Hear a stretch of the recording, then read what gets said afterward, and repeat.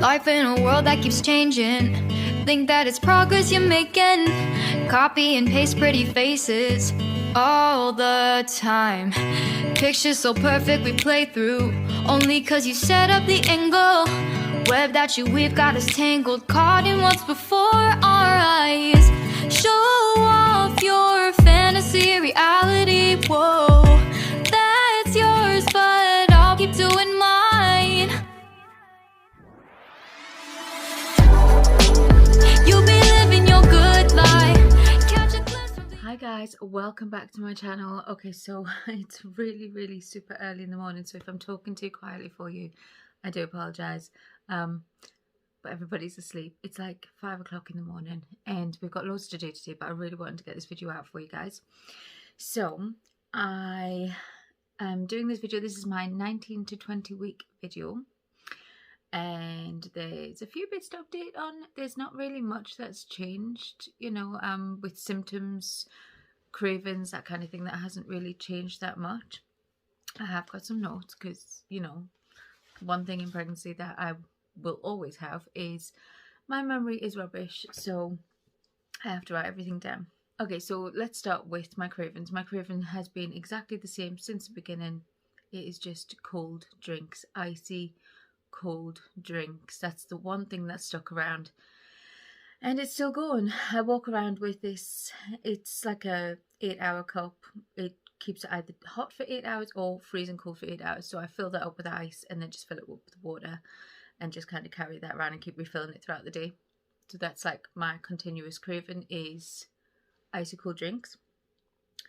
My symptoms, okay, so since 19 weeks I started having pretty bad headaches, and I didn't really know where they were coming from, but they started to get like to a point where they were blinding, and things like paracetamol just wasn't touching it.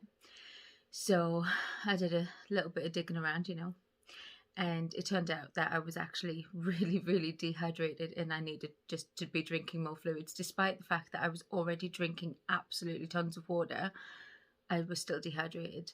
So I needed to up my intake of water as well. So that was happening.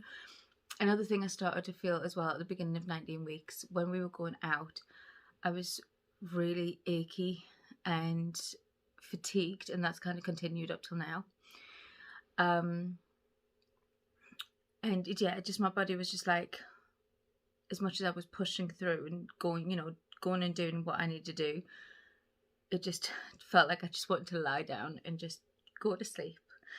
So I had to kind of push that wanting to do that out of the way and get on with what I was doing. So there was definitely a lot of fatigue and body aches and pains. Nothing that was anything to worry about, just, you know, I was just tired and my body was tired. So I tried to take breaks where I could and just rest, but otherwise I just had to kind of push through it and get things done that I need to get done. I did go for a consultant appointment in my local hospital, one that's closer to me, not the big hospital, because normally when I have scans and things like that I have to go out of my way to get to a bigger hospital because they don't do scanning in the smaller hospital. I know it's confusing, right? But we went to the small hospital to go and see my consultant, and the first thing that they noticed was my blood pressure was way high. And to be honest, I didn't even feel it. I didn't even recognise that anything was wrong. And normally I do. If my blood pressure's high, I normally get like an ache at the back of my neck. Again, headaches as well. So that could have been related to that as well as dehydration. But yeah, I just didn't even recognise it. I sat in the room and I felt fine. I felt great. And I was like, yeah, let's get it done. Let's do it. Let's get all this sorted. And she was like, oh. And that was the face she pulled. I was like, oh, okay. So, you know, it was a tad high, a little bit high. And the consultant wasn't really too happy about that. So she has put me back on labetalol medication to keep that under check, because she was worried that pre-eclampsia doesn't start until after 24 weeks if you're going to get it. And she's worried that this could be like my signal to say, yep, you're getting preeclampsia. And she seemed really worried about that and really quite concerned. So she was like, no, I need you on this blood pressure medication to keep it down, to keep everything in check. And I have to go back every 2 weeks to have blood pressure checks, urine checks, to see if there's any protein in your urine, because when you've got preeclampsia, you get protein in your urine. And just like a general listening, things like that, because she was concerned about that. She did check on my blood results as well. And again, it showed up my iron was too low, so I'm anemic. My B12 was too low. And what else was it? Oh, there was something else in there. Not something to be concerned about, I can't remember now. But she was mainly concerned about my iron and my B12 deficiency. But that was already being medicated by my doctor, so she didn't need to worry about giving me any medication for that, which was good, because like I feel like if somebody shakes me, I will rattle with the amount of pills that I've been given to take. So it's just like a lot of medication. She did do, now I say they don't have a scanning department in the small hospital, but I didn't even know that this was a thing. She could see that obviously I was concerned because the movements were quite, at that point, my movements were quite slow. And I had a little bit of a hindrance that I had an anterior placenta. That's when your placenta's in the front. And I said to her, it could be that, but I just feel very nervous. Obviously, what we went through with Jackson, I just feel very nervous all the time. And she jumped up and she said, okay, we're going to look at your baby and we're going to put your mind at rest. And I honestly thought she was just going to check the heartbeat and have a feel around, and that was that. But she left the room and she came back with this funny looking little laptop on a stand, and she did a scan. She did a scan in the middle of the room. And she wasn't doing any measurements or checking genders or anything like that. She just wanted to do a general check that baby was doing okay. And I've never seen one of them before. So I was quite shocked, and it literally made my day because baby was fine. Baby just looked so active and so good and just so happy in there. And I was right, I had an anterior placenta. So, which she was shocked that I knew that. But I said to her, you know, at this point, after all the children I've had, I'm kind of a pro.